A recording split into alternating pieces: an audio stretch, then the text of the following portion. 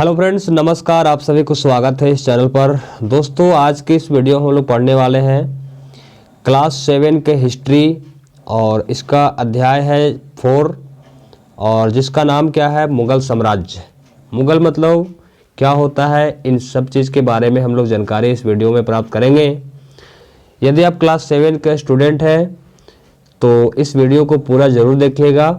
यदि आप कभी हिस्ट्री यानी कि इतिहास किसी भी इंस्टीट्यूट में या स्कूल में अगर नहीं पढ़े हैं तो आप वीडियो के लास्ट तक बने रहिएगा। आपको लगेगा नहीं कि हिस्ट्री छोड़कर कहीं और दूसरे सब्जेक्ट में लग जाए। हिस्ट्री एक ऐसा सब्जेक्ट है दोस्तों जो कि है एक कहानी और बहुत ही मज़ेदार है।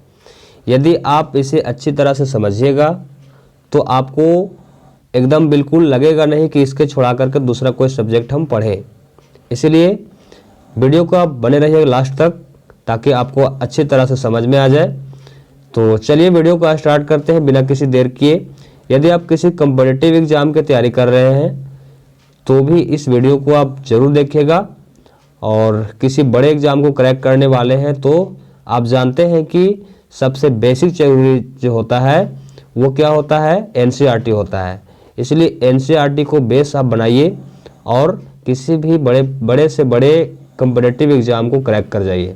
ओके, तो चलिए दोस्तों स्टार्ट करते हैं आज का वीडियो। मुगल कालीन में हम लोग पढ़ने वाले हैं मध्यकालीन भारतीय इतिहास। ठीक है, तो आइए स्टार्ट करते हैं हम लोग। इस वीडियो में हम लोग लाइन बाय लाइन पढ़ेंगे और किस तरह से बुक पढ़ी जाती है इसके बारे में भी समझेंगे हम लोग। और अगर लाइन बाय लाइन पढ़िएगा तो कुछ स्टूडेंट ऐसे होते हैं जो लाइन बाय लाइन पढ़ते हैं लेकिन उसको कुछ समझ में नहीं आता है, तो हम उसका अर्थ और उस लाइन के जो मतलब है उसको हम लोग समझते चलेंगे। ओके,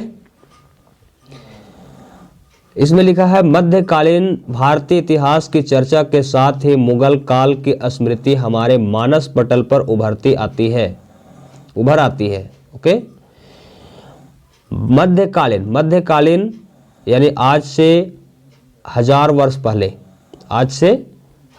वर्ष पहले वाला जो काल होता है वो मध्यकालीन इतिहास होता है। ठीक है, और इसका चर्चा के साथ ही मुगल काल की स्मृति हमारे मानस यानी दिमाग में है ना, हमारे दिमाग में क्या आता है, उभर आता है। ओके, अब क्या है मुगल काल में, किस लिए हम लोग का ये पढ़ना है और किस लिए हम लोग का दिमाग में ये छा जाता है। तो आगे बढ़ते हैं। मुगल काल का हमारे इतिहास पे बड़ा महत्व है। मुगल काल यानी और भी बहुत सारे काल आए लेकिन जिसमें से मुगल काल हमारे इतिहास का एक बड़ा महत्व है। उन्होंने प्रशासन के ढांचे, किसका ढांचा, प्रशासन यानी किस तरह से उसमें शासन व्यवस्था चलती थी उसका ढांचा और शासन संबंधी जो भी प्रतिमान स्थापित किए वे उनके राज्य के पतन के बाद भी वर्षों तक कायम रहे। यानी मुगल साम्राज्य का पतन के बाद तक आज तक हम लोग इसका चर्चा करते हैं। ठीक है, कि मुगल साम्राज्य ने इतना बड़ा इतिहास रचा। ठीक है, यह एक ऐसी राजनीतिक धरोहर थी जो बाद के शासकों के लिए भी मददगार साबित हुई। यानी यह एक ऐसा राजनीतिक धरोहर यानी कि इसमें शासन व्यवस्था इस तरह से चलाया गया था कि लोग इसके मदद से भी और जो शासक वर्ग लोग जो आए वो सभी यहाँ के शासन व्यवस्था को अच्छी तरह से शासन चलाए। ओके, भारत की आज़ादी के तत्काल बाद पंडित जवाहरलाल नेहरू ने 15 अगस्त 1947 ईस्वी को मुगल शासक द्वारा बनाए गए लाल किले पर ही राष्ट्रीय तिरंगा लहराया है ने। यानी कि मुगल साम्राज्य में जो भी वास्तुकला है, जो भी स्थापत्य कला है, ये सभी निर्माण किए गए वो हमारे लिए आज एक धरोहर के रूप में है और उससे हम बहुत सारे कामों में ला रहे हैं। इसी प्रकार जब आज़ाद हुआ था 15 अगस्त 1947 ईस्वी को, तो उसमें भारत के प्रथम प्रधानमंत्री पंडित जवाहरलाल नेहरू 15 अगस्त 1947 ईस्वी को यानी कि मुगल बादशाह जो थे उनके द्वारा जो बनवाया गया था लाल किला। आप एक कमेंट बॉक्स में ज़रूर लिखिएगा कि लाल किला का किसने बनवाया था। वहीं पे अपना राष्ट्रीय तिरंगा झंडा लहराए थे। ठीक है, उस समय से हमारी यह परंपरा कायम है और प्रत्येक वर्ष हम राष्ट्रीय पर्व उसी स्थान पर मनाते आ रहे हैं। वास्तव में मध्यकालीन भारत का इतिहास मुगल साम्राज्य के इर्द गिर्द ही घूमता रहता है। आगे हम लोग पढ़ेंगे, इर्द गिर्द मतलब होता है आसपास में। ओके, अब हम लोग पढ़ेंगे मुगल शब्द का अर्थ। मुगल शब्द का अर्थ क्या होता है? तो मुगल शब्द एक लैटिन भाषा, लैटिन एक भाषा है, जिस तरह से हम लोग का हिंदी भाषा है, हिंदी भाषा का जो अर्थ है वो बहुत सारे अलग अलग हो जाते हैं, उसी तरह से एक लैटिन भाषा होता है। उस भाषा से मोंग शब्द से बना है मुगल, है ना, जिसका शाब्दिक अर्थ क्या होता है? बहादुर होता है। मुगल वंश का संस्थापक कौन था? तो ये बाबर था। ठीक है, आपसे अगर क्वेश्चन कर दे कि मुगल वंश का संस्थापक कौन था, तो ये बाबर था। मुगल दो महान राजवंशों का वंशज थे। बाबर पिता की ओर से ईरान, इराक व तुर्की के शासक तैमूर का पांचवा वंश। ठीक है, आप याद रखिएगा कि बाबर कैमा वंश का मतलब किधर से कैमा वंश था? पिता की ओर से कैमा वंश था और माता की ओर से कैमा वंश था।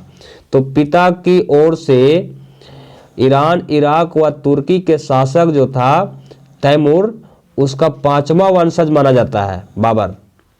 और माता की ओर से चीन के मध्य एशिया के मंगोल शासक, चीन के मध्य मतलब बीच में, एशिया के मतलब होता है हम एशिया महादेश में रहते हैं। एशिया महादेश में बहुत सारे देश हैं। ठीक है, जैसे महादेश टोटल कितना है? महादेश टोटल 7 महादेश है। अगर एक कंफर्म करेंगे तो जैसे सबसे बड़ा हो गया Asia, Africa, Europe, Antarctica, Australia, Europe तो बोल दिए। तो ये सभी क्या है? महादेश है। ओके, तो एशिया के मंगोल शासक, एशिया के एक मंगोल शासक था, उसका नाम था चंगेज खान। उसका 14वां वंशज माना जाता है कौन? बाबर।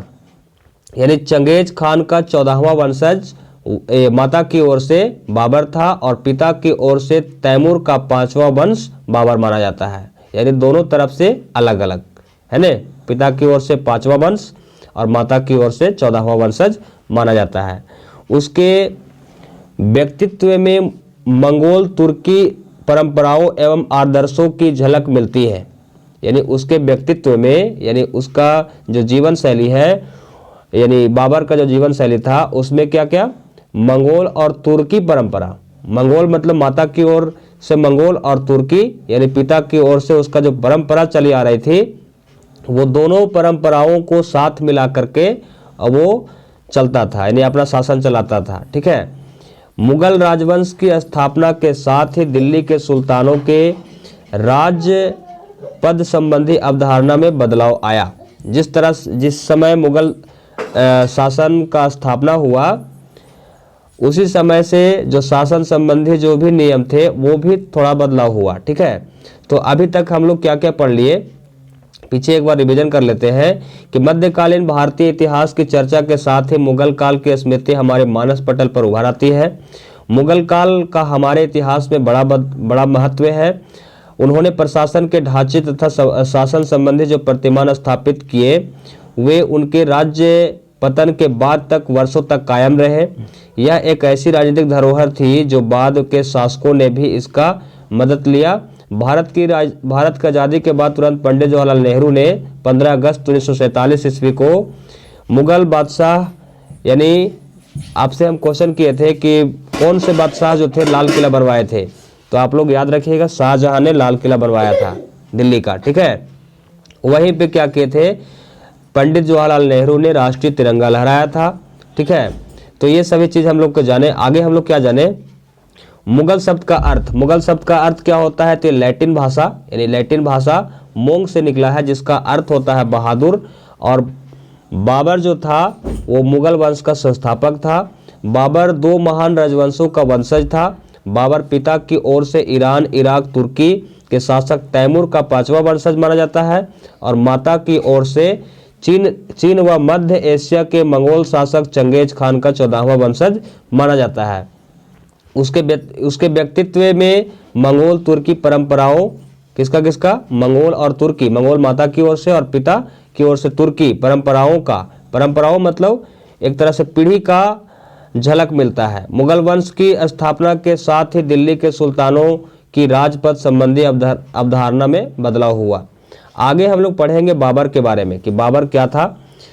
बाबर कब आया था भारत में, तो 1526 ईस्वी में आया था और 1530 ईस्वी में इनका मृत्यु हो गया था। बाबर का मूल नाम जहीरुद्दीन मोहम्मद बाबर था। आपसे क्वेश्चन करेगा कि बाबर का पिता का नाम क्या था, तो आप बोलिएगा जहीरुद्दीन मोहम्मद बाबर।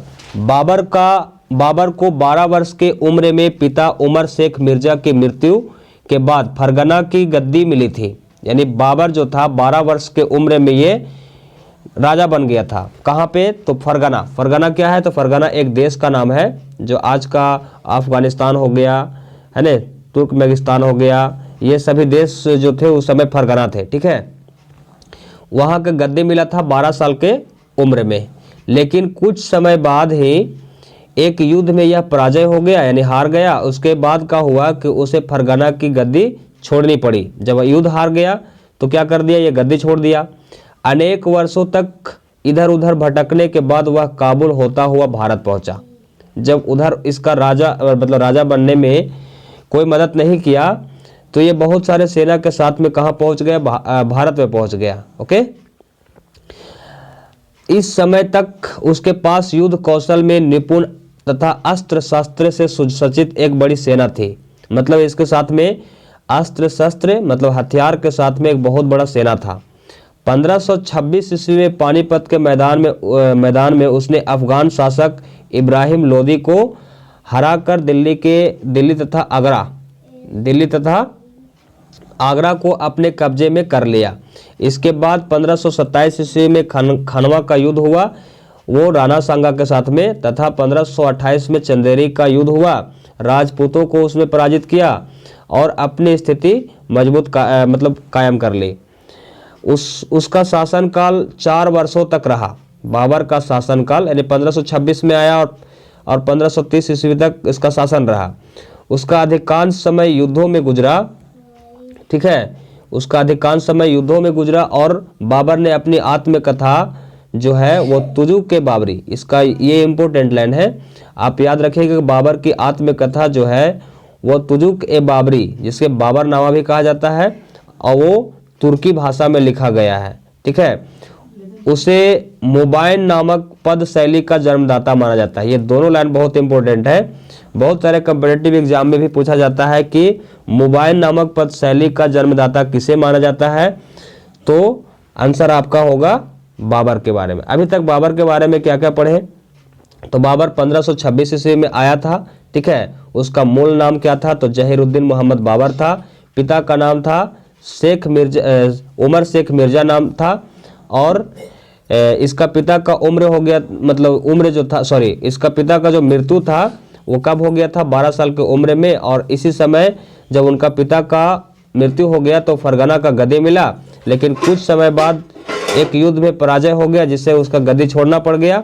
अनेक वर्षों तक इधर उधर भटकने के बाद काबुल से होता हुआ भारत आया था, और उसके साथ क्या क्या था, तो बहुत बड़ी सेना थी और अस्त्र शस्त्र से सुसज्जित सेना थी। 1526 ईस्वी में इब्राहिम लोदी को हराया और हरा करके दिल्ली तथा आगरा को अपने कब्जे में ले लिया। इसके बाद 1526 ईस्वी में राणा सांगा को हराया, 1528 ईस्वी में राजपूतों को हराया। ठीक है, खानवा का युद्ध कब हुआ था, 1527 ईस्वी में, और 1528 ईस्वी में राजपूतों को हराया था चंदेरी का युद्ध में, है ना, और राजपूतों को हरा करके अपना स्थिति को मजबूत कर लिया, और उसका शासन काल 4 वर्षों तक रहा। ये सब हम लोग पढ़े। इसका आत्मकथा तुजुक के बाबरी और मुबाइन नामक पद शैली का जन्मदाता इसे माना जाता है। आगे हम लोग पढ़ेंगे हुमायूं के बारे में। हुमायूं कौन था, तो इसी का एक बेटा था। ठीक है, इसका 4 बेटा था। ठीक है, तो सबसे बड़ा कौन था, तो हुमायूं था। हुमायूं 1530 ईस्वी से 1540 ईस्वी, 1530 ईस्वी में जब बाबर का मृत्यु हुआ तो राजा कौन बना, हुमायूं बना। ठीक है, और ये 1555 से 56 तक भी रहा था। इसमें 1 साल यहाँ रहा था और 10 साल यहाँ अपना शासन किया था, है ना। बाबर के मृत्यु के बाद उसका बड़ा पुत्र हुमायूं गद्दी पर बैठा। हुमायूं को अपने भाइयों कमरान के कारण अफगान के प्रतिद्वंदियों से शिकस्त का सामना करना पड़ा। शिकस्त मतलब मुश्किल का सामना करना पड़ा। हुमायूं मुगल शासकों का एकमात्र शासक था जिसने अपने भाइयों, ठीक है, जिसने अपने भाइयों के बीच में साम्राज्य का विभाजन किया था। यानी मुगल साम्राज्य का एकमात्र ऐसा शासक था जिसने अपने पूरे साम्राज्य को चारों भाइयों में बांट दिया था। ठीक है, ये परीक्षा में आवेगा कि कौन सा मुगल साम्राज्य का एक ऐसा शासक था जिसने अपने पूरे साम्राज्य को 4 भाग में बांट दिया था। तो इसका आंसर होगा हुमायूं। यह उसकी असफलता का एक बड़ा कारण था। ठीक है, शेर शाह ने हुमायूं को चौसा के युद्ध में 1539 ईस्वी में हराया था और कनौज के बिलग्राम युद्ध मतलब 1540 ईस्वी में हुआ था, उसमें भी शेर शाह सूरी ने हुमायूं को हरा दिया था। इन पराजय के बाद हुमायूं ईरान की ओर भाग गया और ईरान में हुमायूं ने सफाविद शाह की मदद लिया था। ईरान में हुमायूं किसका मदद लिया था? सफाविद शाह का मदद लिया था और 1555 में उसने पुनः दिल्ली पर कब्जा कर लिया। 1555 में, यानी लगभग 10 साल इधर 15 साल इधर उधर भटकने के बाद, किसके कारण भटकने के बाद? तो शेर शाह सूरी को भटकने के बाद। कब हराया था? तो 1539 में चौसा के युद्ध में हुमायूं हार गया था और शेर शाह सूरी ने जीत गया था।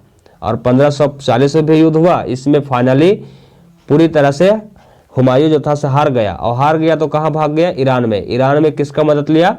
तो एक राजा था वहाँ का सफाविद शाह, उसका मदद लिया और 1555 ईस्वी में पुनः दिल्ली पर कब्जा कर लिया।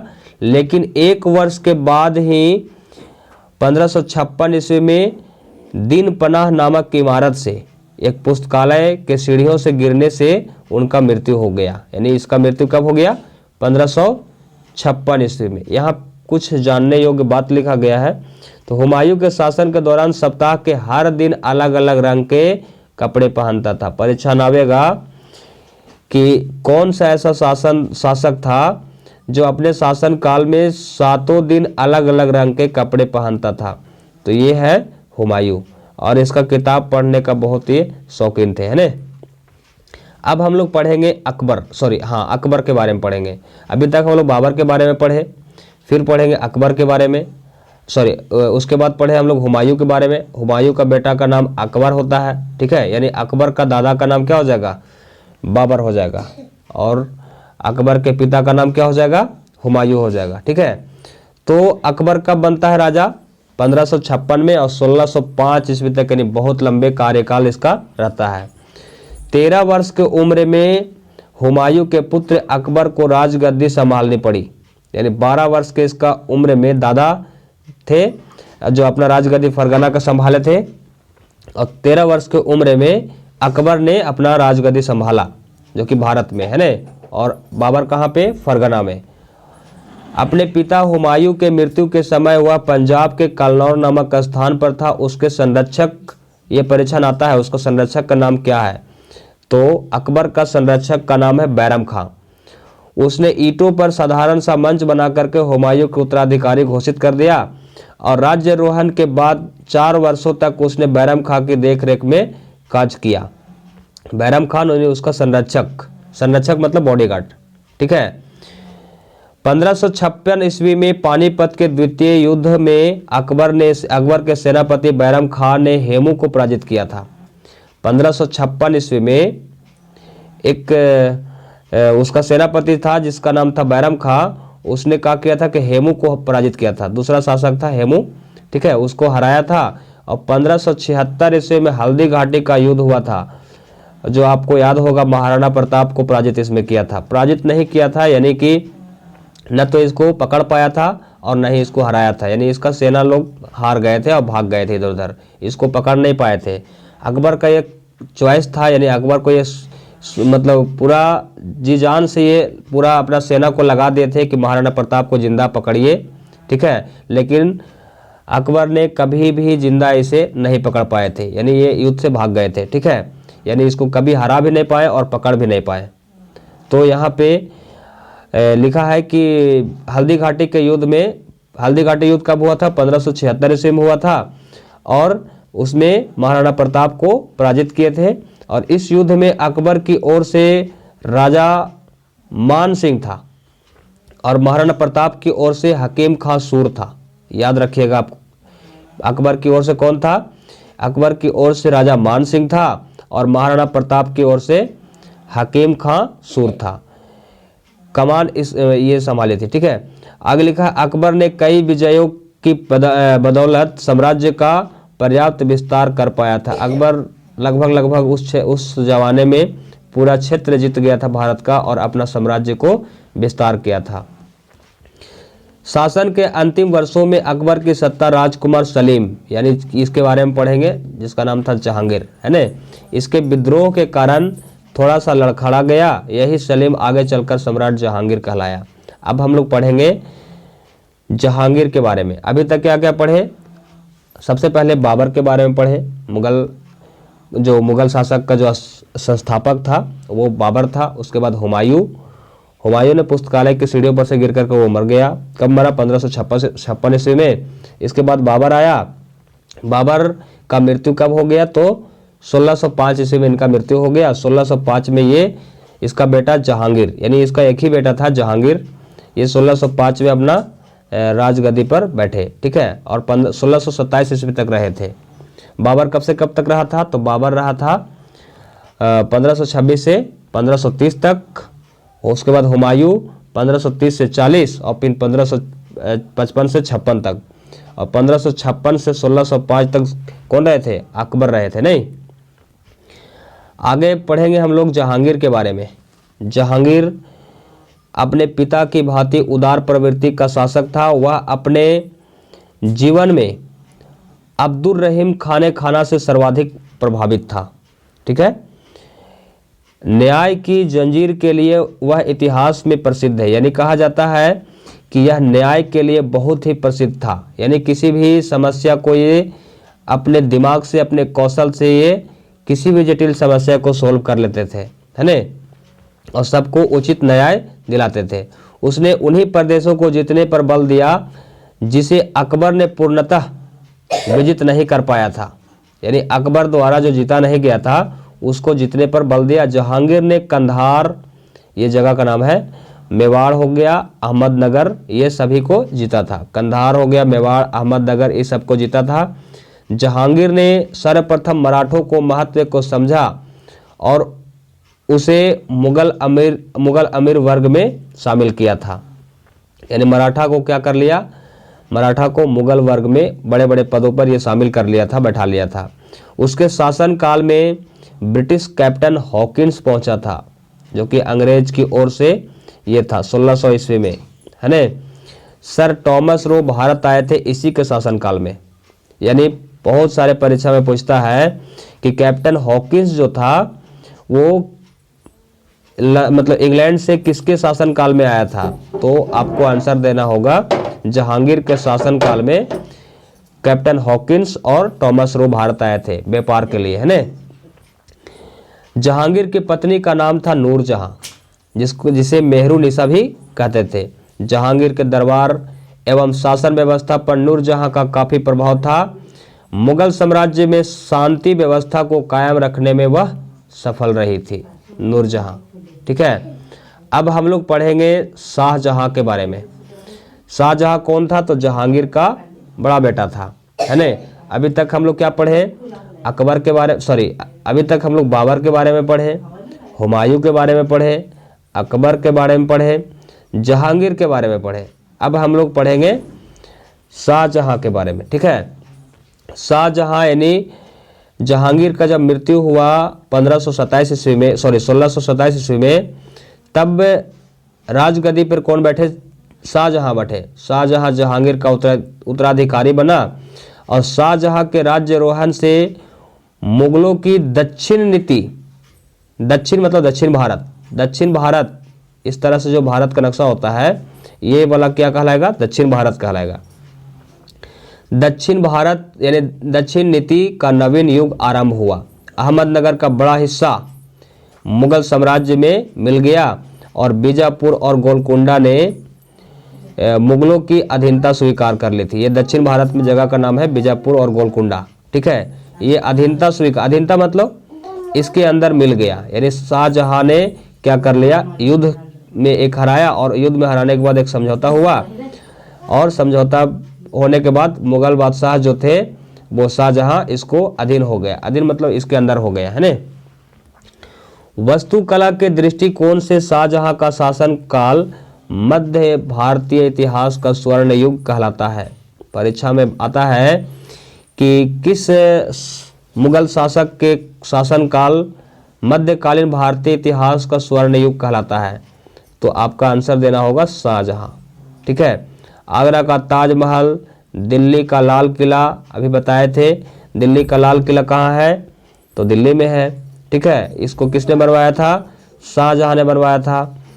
और इसी पर 15 अगस्त 1947 ईस्वी को भारत का प्रथम प्रधानमंत्री तिरंगा झंडा लहराए थे, ठीक है। जामा मस्जिद का निर्माण शाहजहां ने करवाया था। जामा मस्जिद हो गया जो कि दिल्ली में है, सबसे बड़ा मस्जिद भी यही है जामा मस्जिद, है ने। और ये ताजमहल, दिल्ली का लाल किला, ये सभी बनवाया था शाहजहां ने, ठीक है। आगे हम लोग पढ़ेंगे औरंगजेब के बारे में।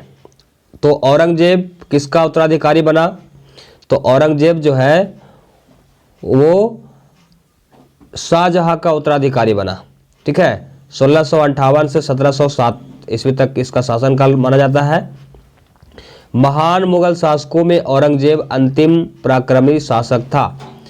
सामूगढ़ की विजय एवं आगरा के किले पर कब्जे के बाद उसने दिल्ली में अपना प्रथम राज्याभिषेक करवाया था, यानी दिल्ली में अपना प्रथम राज्याभिषेक करवाया था कौन, औरंगजेब ने, नहीं। जब वह बादशाह बना तो, बादशाह मतलब राजा, जब वह राजा बना तो उसका पिता जीवित था, यानी कि जहांगीर जो थे वो उस समय जीवित थे, ठीक है। और औरंगजेब ने अपने सैन्य अभियानों के तहत बीजापुर और गोलकुंडा को जीत लिया था। किसको किसको, बीजापुर और गोलकुंडा। औरंगजेब को उत्तर भारत में सिखों, जाटों और सतनामिया क्या है, तो एक मतलब संगठन का नाम था, जैसे सिख हो गए एक तरह से कास्ट का नाम था, है ना।